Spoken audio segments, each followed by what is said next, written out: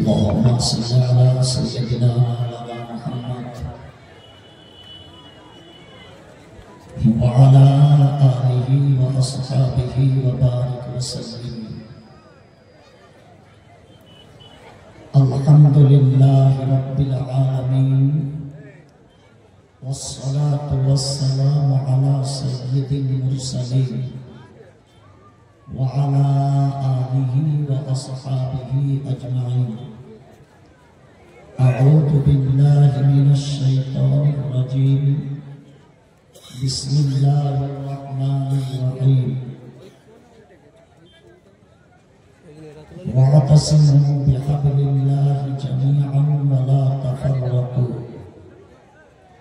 وقال تعالى: بسم الله الرحمن الرحيم. يا أيها الرسول بلغ ما أنزل إليك من ربك فإن لم تفعل فما بلغت رسالته والله يعصمك عن الناس. صدق الله العظيم. وقال النبي صلى الله عليه وسلم: خيركم من تعلم القرآن وعلمه أو كما قال عليه الصلاة والسلام. إن الله وملائكته يصلون على النبي يا أيها الذين آمنوا صلوا عليه وسلموا تسليما. اللهم صل على سيدنا مولانا محمد وعلى آله وأصحابه وبارك وسلم. মহান সৃষ্টিকর্তা আল্লাহ রাব্বুল আলামিন সমস্ত রকমের হামদ ও সানা প্রশংসা স্তবতুতি বন্দনা ঘোষণা আরাধনা জ্ঞাপন করে নবী কবি শিরোমণি বিশ্ববরেণ্য নবী জনাবে মুহাম্মদুর রাসূলুল্লাহ, সবাই বলুন, কি বলবেন? সবাই ভুলে গেছেন, মানে জোর তুলে দিলে ছেদা বলতে হয়। আমার বলে দিতে হবে যে আপনারা সাল্লাল্লাহু আলাইহি সাল্লাম বলুন। সাল্লাল্লাহু আলাইহি সাল্লাম এটা একটা দরুদ, আর আপনি একবার দরুদ পড়লে আপনার তো 40টা ফায়দা। সারা রাত যাত্রা শুনে যদি বলেন সীতাকার বাসী, তো আর বলবার কিছু নেই। 40টা নেকি লেখা হয়, 10টা নেকি লেখা হয়, 10টা গুনাহ মাফ হয়ে যায়, 10টা রহমত তার উপর আল্লাহ বর্ষণ করে এবং তার জান্নাতের 10টা দরজা আল্লাহ বন্ধ করে দেন একবার যদি বিশ্বনবীর সামনে করতে। ইমামে গাজ্জালি রাহমাতুল্লাহ আলাইহি একটা হাদিস নকল করেছেন। পৃথিবীর জমিনে আল্লাহর কোন বান্দা বিশ্বনবীর সামনে কোন দরুদ যদি পেশ করে, আল্লাহ পাক একটা ফেরেশতা তৈরি করে রেখেছেন, যার মস্তকটা হলো আরশের নিচে, পদযুগল দুটি সাতবক জমিনের নিচে, তার ডানা আছে পশ্চিম থেকে পূর্ব পর্যন্ত বিস্তৃত। যখন কোন মুমিন বান্দা আল্লাহর নবীর শানে দরুদ পড়ে, আরশের কাছে আল্লাহ পাকের একটা নূরের সাগর আছে। এই ফেরেশতা সেই নূরের সাগরে ডুব দেয়। ডুব দেওয়ার পরে উপরে উঠে তার ডানা এবং শরীরটা একবার ঝাড়া মারে। তার ঝাড়া মারায় কোটি কোটি ওই নূরের পানির বিন্দু কণা পৃথিবীর জমিনে ছিটকে পড়ে। প্রত্যেকটা বিন্দুর বিনিময়ে আল্লাহ পাক দরুদ পাঠকারীর জন্য একটা ফিরিস্তা তৈরি করে দেন, যে ফিরিস্তা কিয়ামত পর্যন্ত তার জন্য মাগফিরাতের দোয়া করতে থাকে। कहा था किस उम्मत को समझाया, विश्व बरेण्य महापुरुष जनाब मोहम्मद रसूलुल्लाह सल्लल्लाहु अलैहि वसल्लम तार शाने असंख्य दरूद व सलाम আল্লাহ তরফ থেকে পরিবেশিত হোক, এই প্রার্থনা করে আজকের সভা যথাযোগ্য সম্মানিত সভাপতি সাহেবকে, আমন্ত্রিত অনামন্ত্রিত আহত অনাহত ওলামা ইকরামদেরকে জানিয়ে রাখছে আন্তরিক শ্রদ্ধা শুভেচ্ছা ও সম্মান। ঠিক তারই পরে উপস্থিত অনুপস্থিত দূরে অদূরে আমার বয়োজ্যেষ্ঠ সমবয়স্ক বয়স্কনিষ্ঠ শ্রোতা মণ্ডলীদেরকে জাতি ধর্ম বর্ণ দলমত পথ শ্রেণী গোষ্ঠী নারী পুরুষ নির্বিশেষে প্রত্যেককেই আমার অন্তরের অন্তরস্থল থেকে স্বতঃস্ফূর্তভাবে জানিয়ে রাখছি আন্তরিক শ্রদ্ধা শুভেচ্ছা ভালোবাসা অভিনন্দন আশিস। আমার মনে হয় আপনারা যারা এখানে বসে আছেন খুব কম লোক এমন হবে যারা আমার চেহারায় এবং বক্তৃতায় অপরিচিত। 32 বৎসর পান্তা ভাতের মতো আমাদের এতটা অঞ্চলে আমি চলছি, মসজিদে মাদ্রাসায় জমিয়তে তাবলীগী প্ল্যাটফর্মে বিভিন্ন পরিস্থিতিতে আপনাদের কাছে আসি কথা বলতে। তাহলে আমার কথা দীর্ঘায়ী করে আপনাদের কষ্ট দেওয়াটা ঠিক আমার মতো ক্ষুদ্র মানুষের জন্য স্বভাব।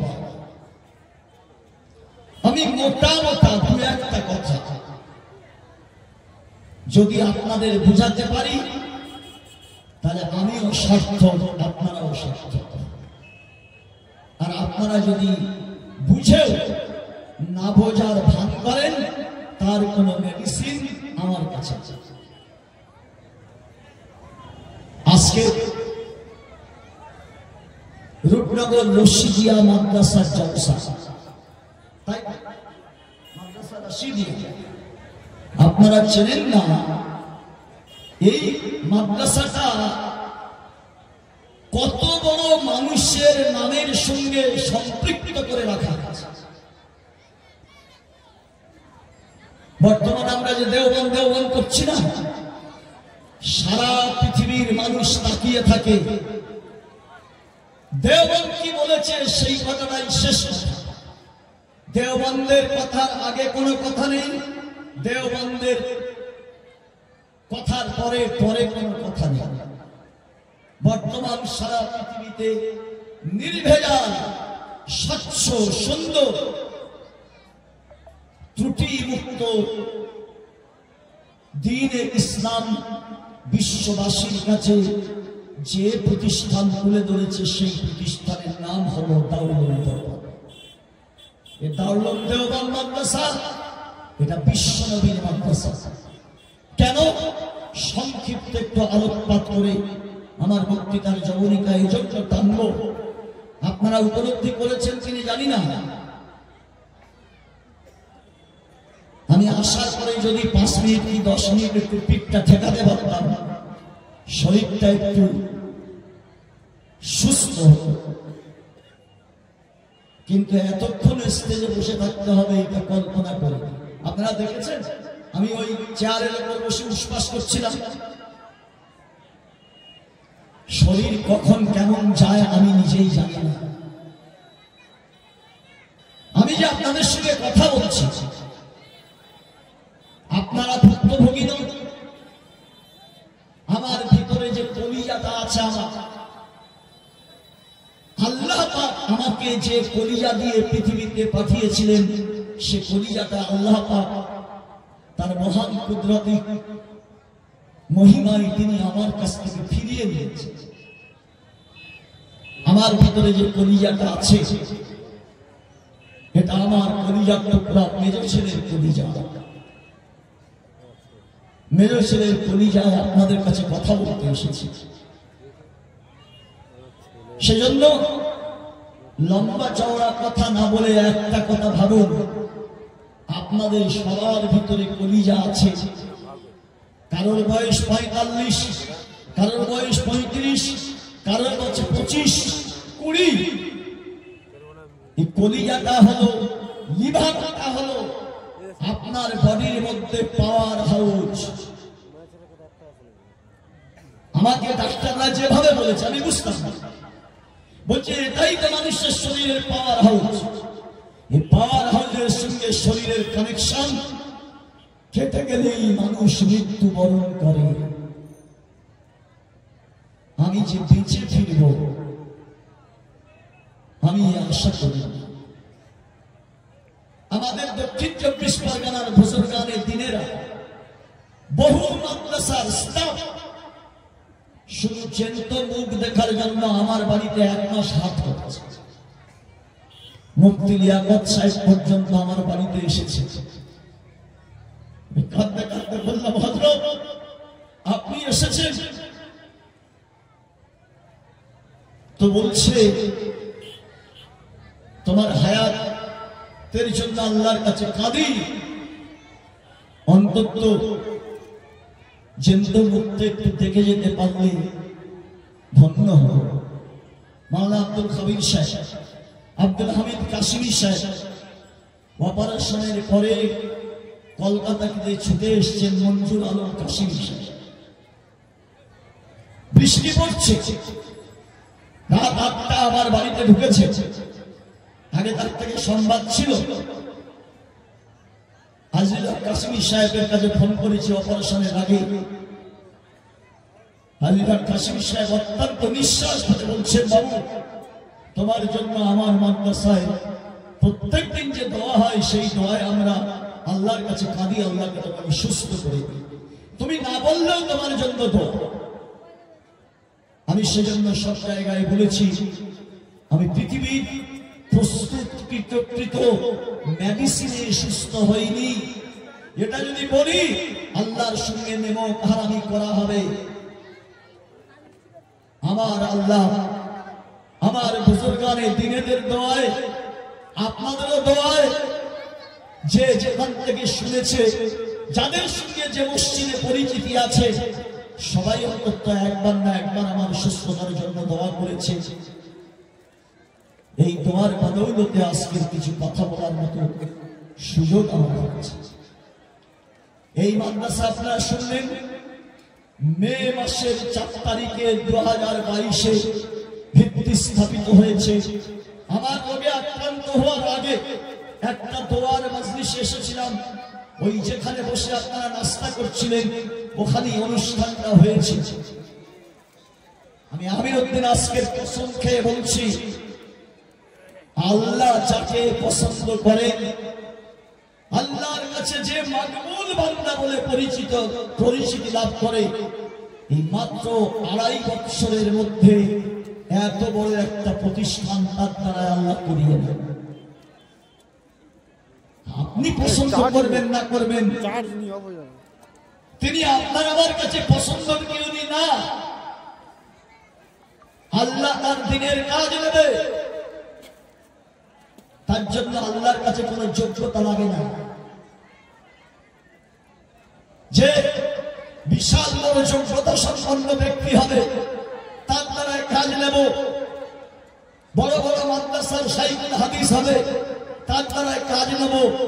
মুফতি শামসুদ্দিন সাহেব একটা প্রত্যন্ত গ্রাম অঞ্চলে বাস করা, দেওবন্দ থেকে ফারেক হয়ে এসে সব হিস্ট্রি তার জানি, তাকে উপেক্ষা করে ছুঁড়ে ফেলে দেওয়ার কারণে আমার সামনে আমি জলসায় উপস্থিত।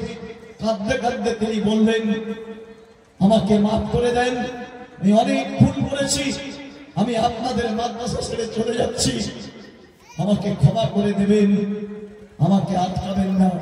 আমি চাই না যে আমার জন্য আপনারা মাদ্রাসার ক্ষতি হোক।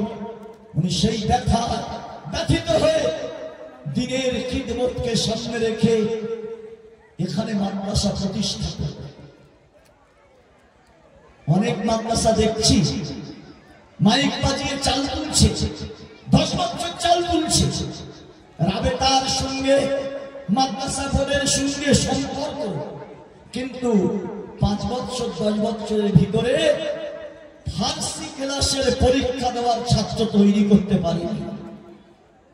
ধর্মের নামে প্রহসন চলছে অনেক মাদ্রাসা জায়গায়। 10 বছরের ভিতরে ফার্সি পড়া ছেলে তৈরি হচ্ছে না, হেফজ ছেলে তৈরি হচ্ছে না।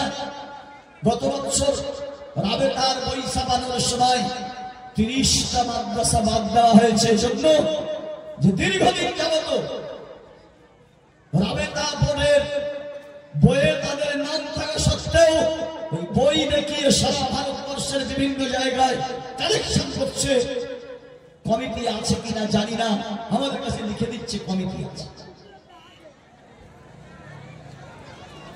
আজকের একটা মাদ্রাসা আমার কাছে আসে, সার্ভে পাঠিয়ে দিয়েছে, কত ছাত্র ভর্তি হয়েছে শিক্ষক বলতে পারছে, তার কোনো ফরম দেখাতে পারছে, ফরম যেগুলো দেখাচ্ছে ছাত্রদের ছবি নেই। আমরা বললাম মজলিসে শুরু আছে, বলে জি হ্যাঁ, প্যাডে বের করে নিজের কলমে একটা প্যাডে 4-5 জন মামা সাহেবের নাম লিখেছে। কারা? দক্ষিণ 24 পরগনায় এদের কেউ চেনে? তুমি তোমার মতো প্যাডে 5 জন 6 জনের নাম লিখে দিয়ে তাদের সই করবে। বহু মাদ্রাসা এইভাবে চলছে। আজকের আপনারা শুনলেন 2/2 হিসাব আপনাদের সামনে উপস্থাপন করা হবে।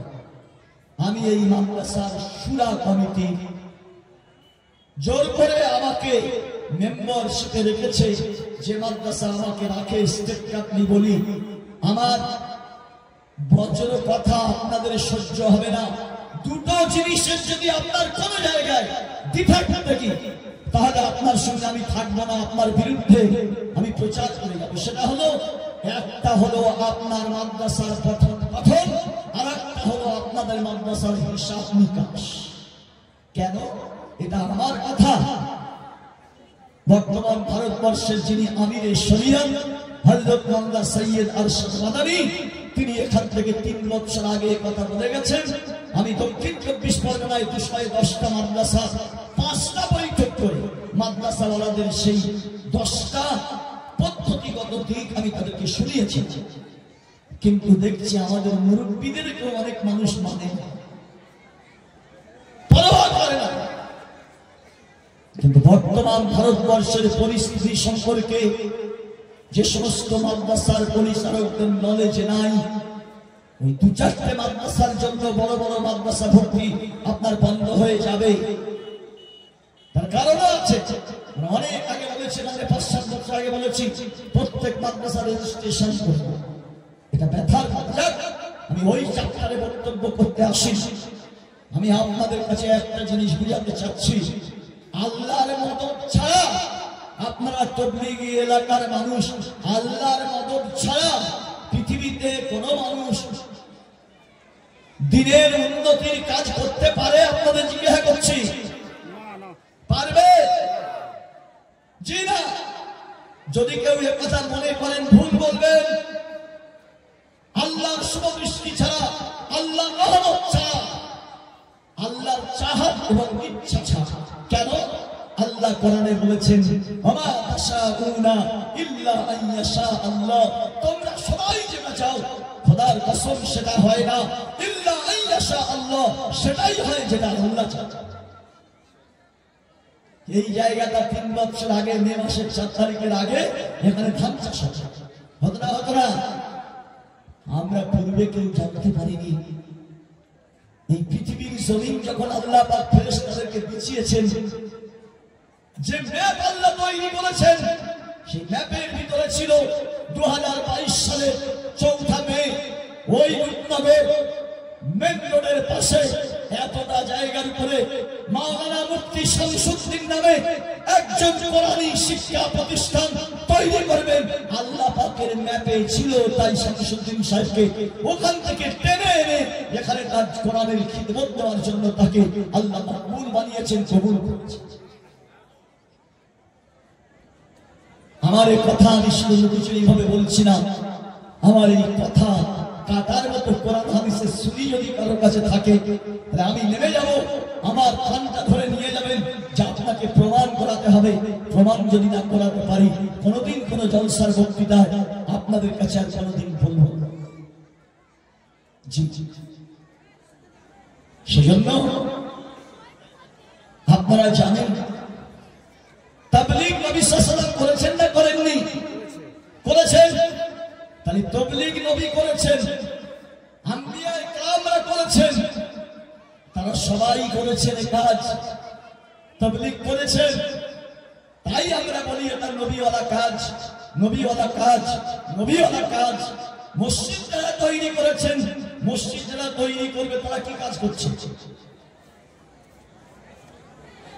প্রথম আপনার বলতে হবে মসজিদ যারা তৈরি করেছে তারা ফেরেশতাওয়ালা কাজ করছে। কেন? পৃথিবীর ভূখণ্ডে, পৃথিবীর জমিনে সর্বপ্রথম যে মসজিদটা আল্লাহ রাব্বুল আলামিনের নির্দেশে প্রথম ভিত্তি স্থাপিত হলো, সেই মসজিদের ভিত্তি স্থাপনে যারা রাজমিস্ত্রি হয়ে কাজ করেছিলেন তারা পৃথিবীর নিষ্পাপ নিষ্কলুষ ফেরেশতাদের দ্বারাই আল্লাহ বাইতুল্লাহ শরীফ নির্মাণ করেছিলেন, পৃথিবীর প্রথম ঘর। ইন্না আউয়ালা বাইতিন উদিয়া লিন-নাসি লাল্লাযী বিবাক্কাতা মুবারাকান ওয়া হুদাল লিল আলামিন। আল্লাহ কোরআন বলেছে। তাবলীগের ইতিহাস, মসজিদের ইতিহাস। আদম আলাইহিস সালাম পৃথিবীতে যখন শেষ মৃত্যুবরণ করছেন, তার বয়স তখন 935 বছর। শুনে আদম আলাইহিস সালামের জন্মের 935 বছর পরে আদম আলাইহিস সালামের মৃত্যু হচ্ছে। তার জানাজা করার জন্য কত মানুষ ছিল? জানাজা কত মানুষ পড়েছে আমি বলতে পারবো। তখন পৃথিবীর জনসংখ্যা 40,000। মেয়ে ছেলে, বেটা ছেলে, নাতি পুতি এদিক ওদিক করে জনসংখ্যা মাত্র 40,000। হযরত আদম আলাইহিস সালাম মৃত্যুবরণ করছেন। সেই থেকে পৃথিবীর মানুষের আনাগোনা শুরু হয়েছে। আদম আলাইহিস সালাম কতদিন আগে পর্দা নিয়েছেন?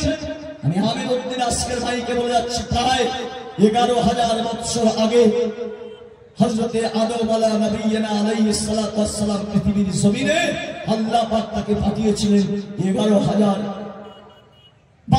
বছর আগে। 10,500 বছরের মাথায় ইব্রাহিম আলাইহিস সালামের বংশে ইসমাঈল আলাইহিস সালামের রক্তে বিশ্ব নবী সাল্লাল্লাহু আলাইহি সাল্লামকে পাঠাচ্ছেন 570 খ্রিস্টাব্দে। খেয়াল করে শুনবেন, আমি হাত জোড় করছি, আমি বক্তা নই, আমি সুর সার করতে অভ্যস্ত নই। আমি ডাক্তারকে জিজ্ঞাসা করছি, ডাক্তার সাহেব আপনি বলছেন আপনার লিভারটা ট্রান্সপ্লান্ট করতে হবে, পরিবর্তন করতে হবে, করে অন্য কারোর লিভার সেখানে প্রতিস্থাপন করলে আপনি বাঁচবেন। আপনার লিভার 85% ওয়াপ হয়ে গেছে, 15% যেটা আছে, আপনি মনে করেন মোবাইলের চার্জ দিয়েছিলেন 85% শেষ, 15% বাকি আছে। এই 15% যখন শেষ হয়ে যাবে, মোবাইল অফ হয়ে যাবে, অর্থাৎ আমার সামনে ডাক্তার বলছে আপনার খবরীরা শেষ হয়ে যাবে, আপনি মৃত বলে ঘোষিত হবে। তবে আমরা আশা করছি আপনার লিভারটা যদি প্রতিস্থাপিত হয় তাহলে আপনি বাঁচতে পারেন। আমি আমির উদ্দিন আপনাদের কাছে বলে যাচ্ছি, আমি জিজ্ঞাসা করলাম ডাক্তার লিভার পাবো কোথায়? বলে আমাদের ওপর যদি ছেড়ে দাও খরচা হবে কত? 35 টাকা। বুঝতে পেরেছেন না পারেননি? 35 লক্ষ টাকা। লিভারটা নেবে 10 লাখ, আর আপনার অপারেশন থেকে নিয়ে চেক আপ টেক আপ নিয়ে লাগবে 25 লাখ। কেদিন বললাম ডাক্তারের কাছে বসে, ডাক্তারকে জিজ্ঞাসা করছি, ডাক্তার সাহেব এটা কোনো মেডিসিনে সুস্থ হওয়া যাবে না? ডাক্তার বললেন এর কোন মেডিসিন আবিষ্কার হয়নি পৃথিবীতে। সারে বলবে लिवर अगर डैमेज हो जाए तो इसके लिए कोई मेडिसिन अभी तैयार नहीं हुआ। আমি ডাক্তারকে কাঁদতে কাঁদতে বললাম, ডাক্তার বাবু, অনেক ডাক্তার বলছে আমাদের কাছে কিছুদিন চিকিৎসা করেন আপনি সুস্থ হয়ে যাবেন। আপনার এখানে আসার 3 দিন আগে আমি ডাক্তারকে জিজ্ঞাসা করছি, বলছেন 1 মাস আমার কাছে থাকুন, আপনি সুস্থ হয়ে যাবেন। ডাক্তার একটু মৃদু হাসলেন, মৃদু হাসার পরে বলছেন, মুফতি সাহেব ঘাবড়াবেন না, আমরা এবছর এই লিভার ট্রান্সপ্লান্ট পরিবর্তন করেছি। 100 রোগীকে আপনি घबराবেন না, তবে উপরওয়ালার করে আমাদের हाथ नहीं। अगर कोई डॉक्टर बोलेगा कि मेडिसिन से होगा, मेडिसिन से ठीक होगा, तो आपसे झूठ बोलेगा, आपको धोखा देगा, आपको अपने जान से मार देगा।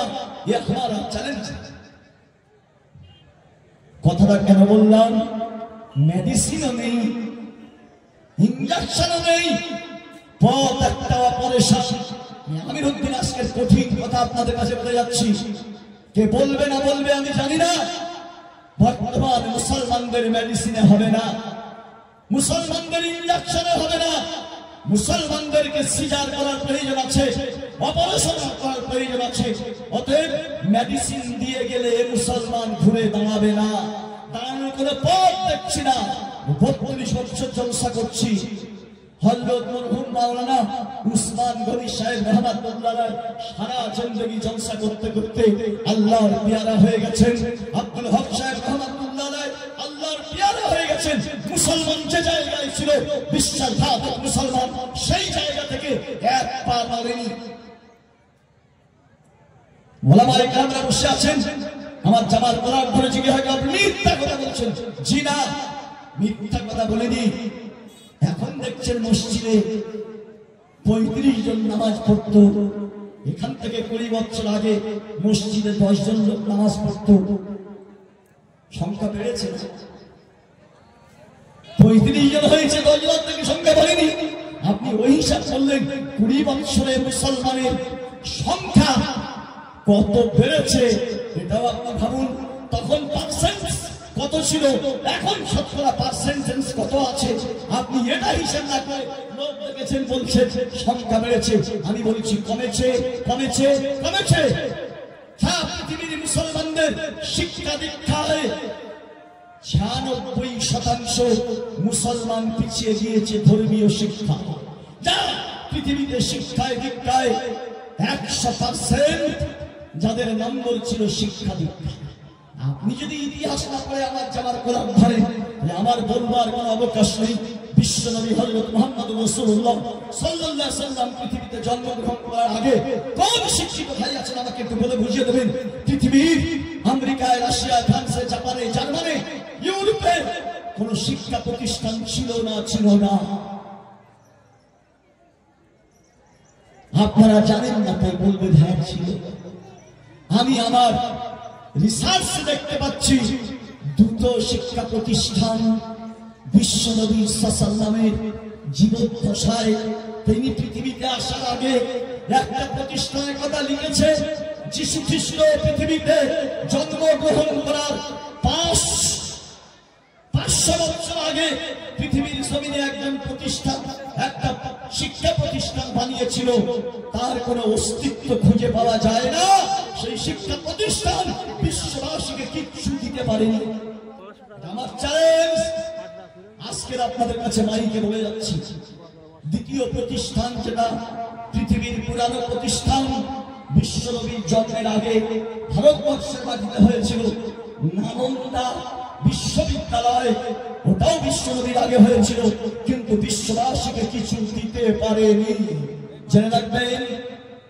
তারপরে 825 খ্রিস্টাব্দে সম্ভবত একটা, ওটা তো বিশ্বনবীর জন্মের পরে 2টো রিসার্চ করে 2টো প্রতিষ্ঠান পেয়েছি, কিন্তু পৃথিবীর মানুষের জন্য তাদের কোনো অবদান নেই।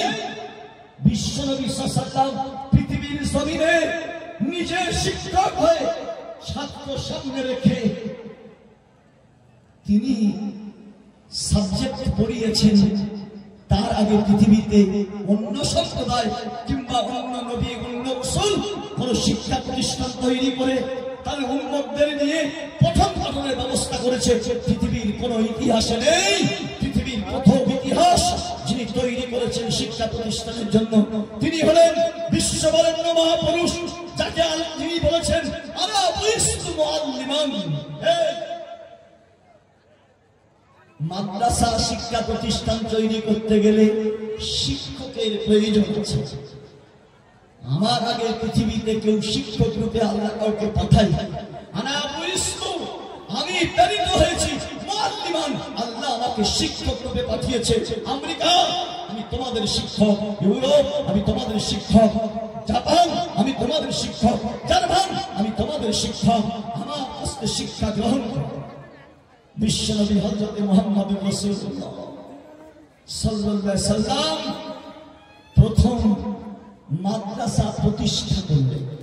পৃথিবীর জমিনে ধর্মীয় শিক্ষার জন্য সর্বপ্রথম যে প্রতিষ্ঠানটা তৈরি করেছিলেন, না ইব্রাহিম আলাইহিস সালাম তৈরি করেছেন, না ঈসা আলাইহিস সালাম তৈরি করেছেন, না দাউদ আলাইহিস সালাম তৈরি করেছেন, না ঈসা আলাইহিস সালাম তৈরি করেছেন, পৃথিবীর কোন নবী ধর্মীয় শিক্ষা প্রতিষ্ঠান তৈরি করেননি।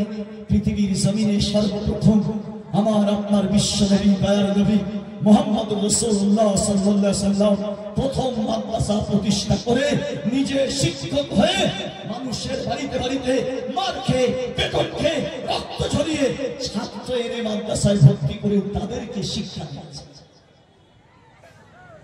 তাহলে বুঝতে পারলেন, আমি প্রথম শুরু করেছিলাম মসজিদ যারা তৈরি করে তারা ফেরেশতাওয়ালা কাজ করে, তাবলীগ যারা করে তারা নবীওয়ালা কাজ করে, আর যারা মাদ্রাসা তৈরি করে তারা হলো বিশ্ব নবীওয়ালা কাজ করছে, বিশ্ব নবীওয়ালা কাজ।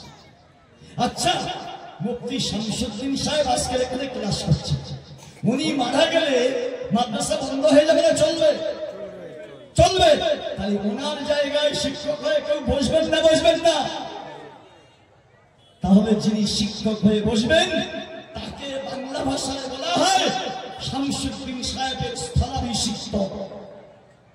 তার জায়গায় তিনি নেই, তার কোন হিতৈষী মাওলানা তিনি তার জায়গায় বসে সেই কাজ করে যাচ্ছেন যে কাজ শামসুদ্দিন সাহেব করেছিলেন। বিশ্বনবী সাল্লাল্লাহু আলাইহি ওয়াসাল্লাম প্রথমে মাদ্রাসা শিক্ষক হয়ে কাজ করেছিলেন। ইতিহাস আপনারা খুঁজুন, বিশ্বনবী সাল্লাল্লাহু আলাইহি ওয়াসাল্লামের ইন্তেকালের পরে কোন সাহাবী মাদ্রাসা করেছিলেন, কে শিক্ষক হয়েছিলেন? যারা শিক্ষক হয়েছিলেন নবীর স্থানে বসেছিলেন। কিয়ামত পর্যন্ত যত দিনই শিক্ষা প্রতিষ্ঠান হবে, কোরআনী শিক্ষা প্রতিষ্ঠান হবে, সেখানে বসে যারা শিক্ষকতা করবে তারা নবীর জায়গায় নবীর নায়েব হয়ে, নবীর প্রতিনিধি হয়ে সেখানে সে খেদমত করবে। এই খেদমতের জন্য আইরে গাইরে নাত্তু খাইরে কে কবুল করবে না, আল্লাহ তাকে পছন্দ করে তাকেই কবুল করবেন না, করবেন না।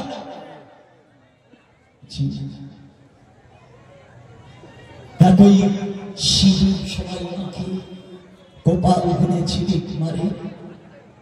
এখন বিশ্বনবী 570 খ্রিস্টাব্দে জন্মগ্রহণ করে 610 খ্রিস্টাব্দে আমার আল্লাহ বললেন, হে মুহাম্মদ, তোমাকে আমি পৃথিবীর সমগ্র মানব জাতির জন্য পরিচালক, নেতা, লিডার আমি তোমাকে পাঠালাম। আল্লাহ পাক বিশ্বনবী সাল্লাল্লাহু আলাইহি ওয়াসাল্লামকে পাঠালেন। কি করলেন তিনি? হুয়াল্লাযী আরসালা রাসূলাহু বিল হুদা ওয়া দীনিল হক লিইয়ুযহিরাহু আলা দীনি কুল্লিহি।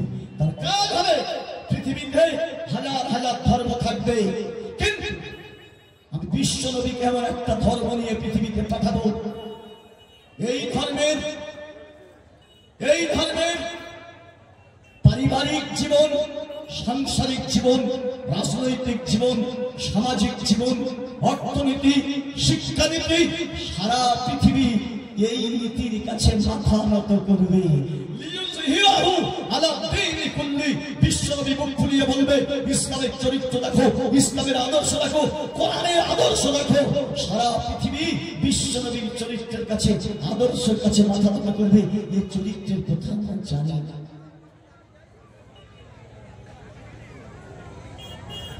আজকের বিশ্বনবীর জামানা আমাদের এই জলসার পরিবেশটা যদি বিশ্বনবীর জামানায় থাকতো, বিশ্বনবী কঠোর হাতে আমাদের মাদ্রাসার জলসাগুলো বন্ধ করে দিত, এই জলসা চলতে দিত না। কেন?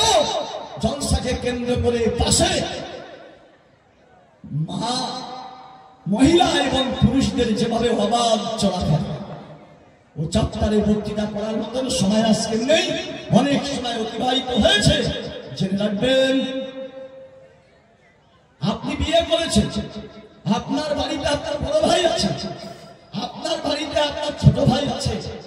আপনি বিয়ে করে যে বউটা এনেছেন, আপনার বড় ভাই, আপনার ছোট ভাই, এরা ওই বইয়ের মুখ দেখতে পারবে কিনা নবীকে জিজ্ঞেস করবে।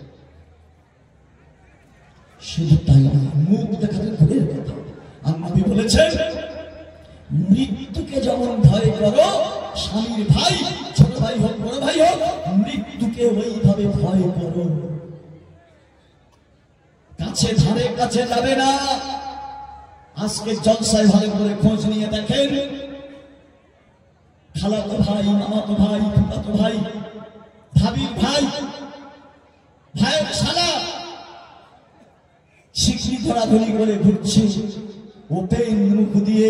অথচ বিশ্ব নবী সাল্লাল্লাহু আলাইহি ওয়াসাল্লাম ১,৫০০ বছর আগে বলে গেছেন, তোমাদের মাথায় যেমন মনে থাকবে, যদি কোনো সময় অপরিহার্য কারণে রাস্তায় পার হতে হয়, তাহলে তোমার পায়ের পোড়া কাপড়টা যেন এক হাত নিচে ঝুলে থাকে, আর তোমার মাথার উপরে ওড়নাটা যেন ঘুমটায় এমন ভাবে দেবে তোমার সিনা পর্যন্ত যেন দেখা না যায়।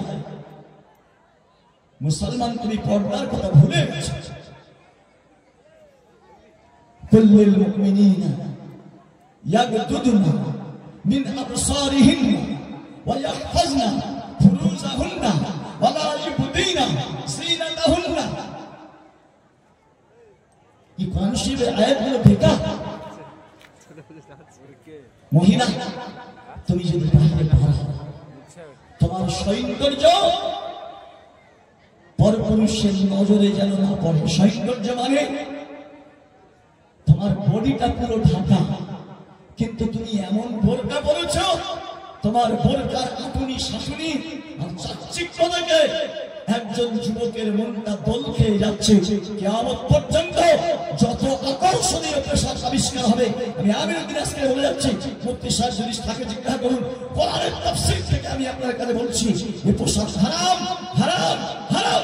বর্তমান বাজারে যে বোরকা চলছে, এ বোরকা পরা চলবে না। বর্তমান আমাদের বাবুরা যে আটক সালোয়ার কামিজ পড়ছে, এ শাক পরা হারাম। কিয়ামত পর্যন্ত মেয়ে ছেলেদের শরীরের গঠন পরপুরুষের নজরে দেখানো যাবে না।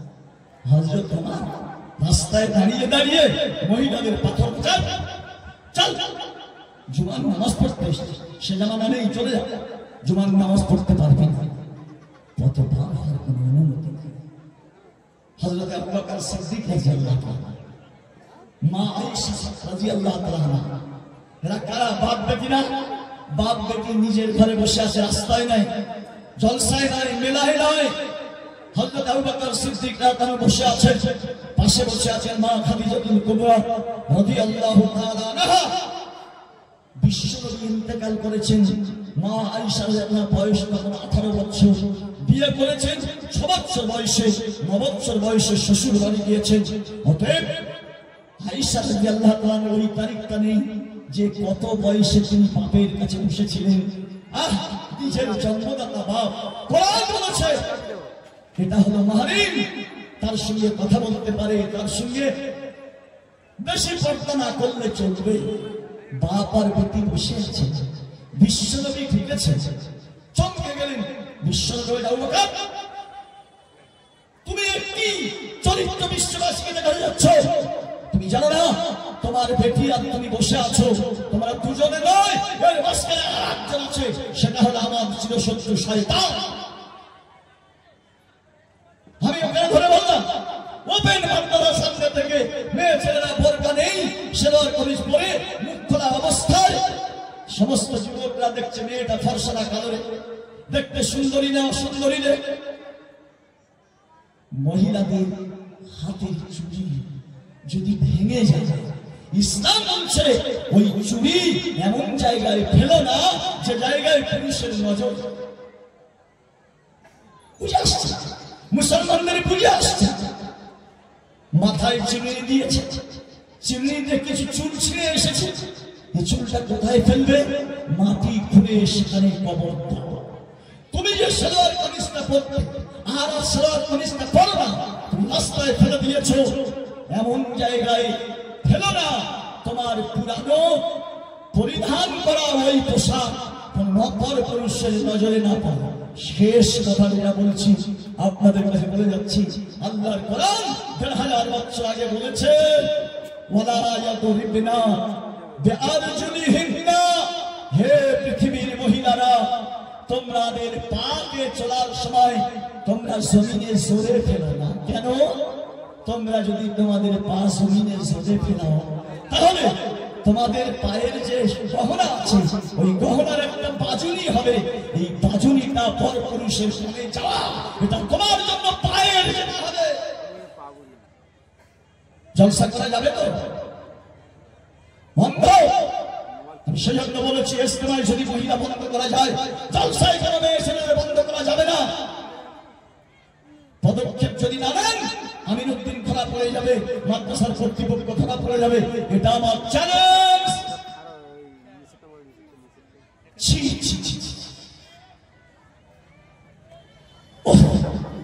আমি যদি এই চাপ্টারে কথা বলতে চাই, কমপক্ষে ৩ ঘন্টা লাগবে। শুনে কোরআন হাদিসে কি বলেছে? সাবধান। তাহলে পায়ের আওয়াজ যদি পরপুরুষের নজরে যায়, কানে পড়ে, সেটা যদি হারাম হয়, নাজায়েজ হয়, তাহলে মেয়ে ছেলেদের গলার আওয়াজটা পরপুরুষের কানে ফেরা যাবে তো? আপনারা নামাজ পড়তে গেলে জোরে কেরাত করা যাবে না। এখন অবস্থার পরিপ্রেক্ষিতে পর্দার আড়ালে ইমাম সাহেবের পিছনে মেয়ে ছেলে নামাজ পড়ছে, ইমাম সাহেব ফোন করেছে, লোকমা দেওয়ার অনুমতি নেই, ইশারা করার অনুমতি নেই, শুধু বলেছে চাপড় মেরে সাবধান করে, ইমাম সাহেব তোমার ভুল হচ্ছে, তোমার মুখের আওয়াজ যেন মসজিদ ধরতে কারোর কানে না যায়। পর্দা সুন্নত না ওয়াজিব না ফরজ? আপনারা জিজ্ঞেস করছি, ভালো করে বলেন। ও যারা বসে আছেন সবাই মনে করছেন মাওলানা আমার বউকে বেপরদায় চলে, বলতে গেলে তো কার দিকে আসে, বলতে গেলে তো কার দিকে আসবে? আজকে মসজিদের সামনে টিউবওয়েল, পাড়ার যত ভালো মন্দ বউ মসজিদের সামনে টিউবওয়েলে পানি নিয়ে যায়, কোন ঘেরার ব্যবস্থা নেই। 100 ঘর ফ্যামিলি বাস করে, ইমাম সাহেবের দান করে যাচ্ছে, সবার মুখ দেখছে, মুসল্লিদের দান করে যাচ্ছে, সবাই মুখ দেখছে, কার বউ ভালো কার বউ মন্দ।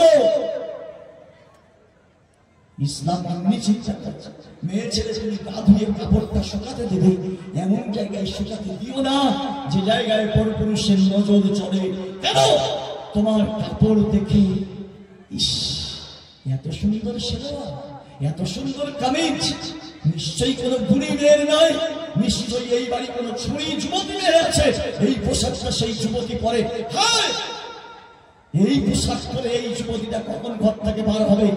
সব সময় চেষ্টা করবে আসরের পরে একটু এদিকে যাবো, জোহরের পরে এদিকে যাবো, কখন এটা ওই পোশাক পরে বার হবে। ইসলাম ১,৫০০ বছর আগে সতর্ক করে দিয়েছে। আমি যদি কাউকে বুঝাতে না পারি, এটা আমার ব্যর্থ। কিয়ামতের কঠিন দিনে বলবো আল্লাহ এজন্য কেউ মুখ খোলেনি, এর জন্য কোনো পদক্ষেপ নেয়নি, আমার ক্ষমতা ছিল না, বলবার মতো বলেছি।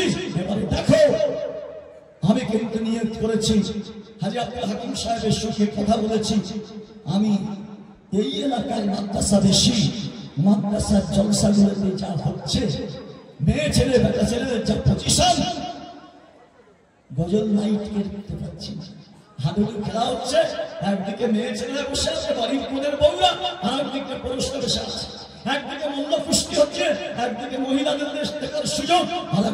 আর নবী বলছেন এই দুটো চোখ হলো, এই দুটো চোখের জেনা হলো বেগানা নারী বেগানা পুরুষকে দেখা।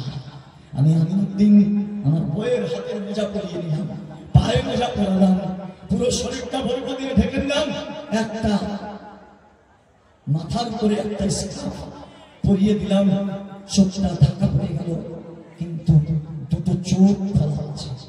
আপনি বলছেন হুজুর একটু মার্কেটিং করবো বলে বিবিজানকে নিয়ে এসছি, বলছে তুমিও যা কাপড় চোপড় কেন, ছেলেদের জন্য আমার পছন্দ হয় না, আমাকে নিয়ে চলো একটু যাবো। আমি এই জন্য করে আমার স্ত্রীকে আমার তো সাথে করে এনেছি। যদি আপনি তাই করেন, আপনাকে জিজ্ঞাসা করি, আব্দুল্লাহ ইবনে উম্মে মাকতুম বিশ্বনবীর ঘরে প্রবেশ করেছে, আল্লাহ নবীর কাছে দুটো বিবিজান বসেছিল, আব্দুল্লাহ ইবনে উম্মে মাকতুম আসছে, নবী স্ত্রী বলছেন ইয়া রাসূলুল্লাহ ও তো অন্ধ, আমাদের তো দেখতে পাই না।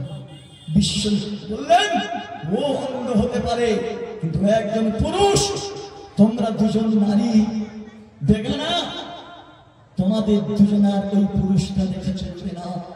ওই পুরুষটা দেখা মানে তোমাদের আমলনামায় জিনার গুনাহ লেখা হবে। আমি আমার বউকে আদর্শাতে করে বোরকা পরে চোখ দুটো খুলে নিয়ে নতুন হাতে গিয়ে মার্কেটিং যদি করি, যত পুরুষকে এই নজর দিয়ে দেখবে, আমি হাদিসের থ্রু দিয়ে বলছি, আল-আইনানে তাসিনানে জিনাহুমা আন-নাসার। হাদিসগুলো কোথায় রাখবেন? এটা কাদের জন্য বলা হয়েছে? ভারতবর্ষের একজন বক্তা আছে মাওলানা জার্জিস, উনি পর্দার কথা বলতে গিয়ে বলছেন রাবণ যখন সীতাকে হরণ করে নিয়ে যায়, রামচন্দ্র তখন চিন্তা করলেন আমার বউকে বের করে নিয়ে চলে গেছে, কি করা যাবে? তো হনুমানকে বললো আমার বউকে খুঁজে এনে দাও। তো হনুমান বললো তোমার ভাইকে সঙ্গে দাও। ভাইকে লক্ষণ যাদব হনুমানের সঙ্গে, হনুমানকে যখন সঙ্গে করে নিয়ে যাচ্ছে, সীতাকে যে পথ ধরে নিয়ে গিয়েছিল টেনে হিসে প্রথম নম্বরে তার দেখা পেল, তার মাথায় যে ওড়নাটা ছিল পড়ে আছে। হনুমান জিজ্ঞাসা করছে লক্ষণকে এই ওড়নাটা কার? তা বলছে এটা আমার ভাবি। এই জুতোটা কার? এটা আমার ভাবি। হাত কমালটা কার? এটা আমার ভাবি। খানিক দূর যাওয়ার পরে দেখছে নাকের একটা সোনা দিয়ে তৈরি করা নথ পড়ে আছে। হনুমান নথটা তুলে বলছে ভাই লক্ষণ এই নথটা কার নাকি? লক্ষণ বলছে সাতটা বলতে পারবো। তোমার ভাবি অপহৃত হলো, রাবণ তাকে অপহরণ করে নিয়ে গেল, তুমি অন্যার বেলা বললে ভাবি, চুরি বাকরির বেলা বললে ভাবি, সবটাই তুমি ভাবির বললে, আর তার নাকের নথটা পড়ে আছে তুমি বলতে পারলে না। লক্ষণ সেদিন বলেছিল শুনুন হনুমান মহারাজ, আপনি শুনে নেন, আমার ভাই যেদিন থেকে সীতাকে বিয়ে করেছে, হ্যাঁ তার পরন্ত কাপড় চোপড় জুতো দেখেছি, কিন্তু আমার জিন্দেগিতে কোনোদিন আমার ভাবির মুখ দেখতে পাইনি। যা আমার ভাবির নাকে কোনো নথ ছিল কিনা, মাথায় কোনো শেষপাতি ছিল কিনা, আমার ভাবির কানে কোনো গহনা ছিল কিনা, আমি জিন্দেগিতে কোনোদিন মুখ দেখি। লজ্জায় চলে যাওয়া উচিত। সারা পৃথিবীতে সারা পৃথিবীবাসীকে আপনি জ্ঞান দেবেন। নবী সাল্লাল্লাহু আলাইহি ওয়াসাল্লাম তার পবিত্র রক্ত পৃথিবীর মাটিতে ইন্দি ছড়িয়ে গেলেন। কোন নবী? ও মুসলমান, নবীকে চিনেছ? কোন নবী? বিশ্ব নবী বলে যাই মশা, আমার নবীর গায়ে কামড় দূরের কথা, আমার নবীর গায়ে বসতে পারে চাঁদকে সোজা বিশ্ব নবীর গায়ে মশা মাসি আমার নবীর গায়ে বসে জ্বালাতন করবে। রাস্তার পাথর আমার নবী ওই রাস্তা দিয়ে হাঁটবে, তুই যদি শক্ত হয়ে থাকিস আমার নবীর পায়ে চোট লাগবে, আঘাত হবে, তুই স্পঞ্জের মতো নরম হয়ে যা। আমার নবী হেলান দেবে, ওটা তুই স্পঞ্জের মতো নরম হয়ে যা। কোনো জায়গায় যেন আমার নবীর কষ্ট হয়। হায় কেমন নবী! রূপনগরের একজন মুসল্লি রাতের অন্ধকারে শুয়ে স্বপ্ন দেখছে বিশ্ববরেণ্য মহাপুরুষ হযরত মুহাম্মদ সাল্লাল্লাহু আলাইহি এসেছেন, আমি চিনতাম না। কেউ আমাকে বলছে মুসাফা করে নিরে, তাড়াতাড়ি সালাম দিয়ে নে, উনি তো হলেন বিশ্ববরেণ্য মহাপুরুষ হযরত মুহাম্মদ সাল্লাল্লাহু আলাইহি ওয়াসাল্লাম।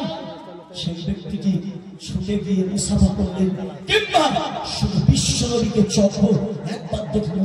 বিশ্বনবী দাঁড়িয়ে, বিশ্বনবীর মাথার চুল সুন্নতি, বিশ্বনবীর হাত, বিশ্বনবীর পা, ইনি তার বিশ্বনবী, ইনি বিশ্বনবী। আচ্ছা, শয়তান তো আমিনুদ্দিনের রূপ ধরে বিশ্বনবীর মতো চেহারা দাড়ি ফাড়ি করলে কাউকে সবসময় আসতে পারে। বিশ্বনবী সাল্লাল্লাহু আলাইহি ওয়াসাল্লাম বলেছেন, পৃথিবীর কোন শয়তানের ক্ষমতা নেই যে আমার নবীর রূপ ধারণ করে কাউকে ধোঁকা দেবে। আপনি গরিব বিশ্ব মানুষ নামাজ পড়ে বিশ্বনবীকে নজরে দেখলেন। আমার নবী সাল্লাল্লাহু আলাইহি ওয়াসাল্লাম বলছেন, মান রাআ ফিল মানামি ফাকাদ রাআনি।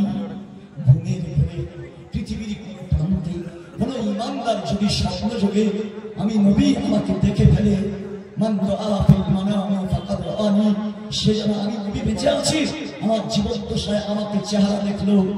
ওমান রাআনি কানা রাই ফিল জান্নাহ, স্বপ্ন যোগে যে আমাকে দেখলো সে আমাকে দেখলো, আর যে আমাকে দেখলো কিয়ামতের কঠিন দিনে আমার সঙ্গে সে জান্নাতে যাবে।